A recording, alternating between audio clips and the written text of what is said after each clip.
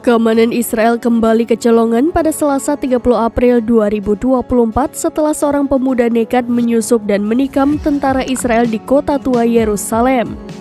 Akibat penyerangan tersebut, satu tentara mengalami luka.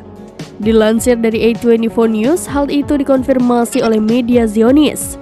Dalam laporan tersebut dijelaskan bahwa keamanan Israel kembali menghadapi serangan teror pada Selasa sore. Sementara menurut layanan darurat, mereka menerima laporan penikaman itu sekitar pukul 12.30 waktu setempat. Pasalnya penikaman tersebut dilakukan oleh seorang pemuda di dekat gerbang bunga kota tua Yerusalem. Juru bicara kepolisian Israel pun membenarkan hal itu. Menurutnya, seorang petugas keamanan terluka dalam serangan itu dan dievakuasi ke rumah sakit setempat untuk mendapatkan perawatan.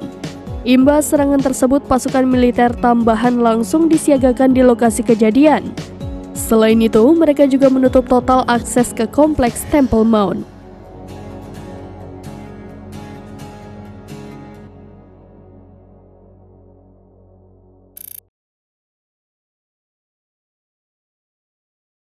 Download Tribun X sekarang, menghadirkan lokal menjadi Indonesia.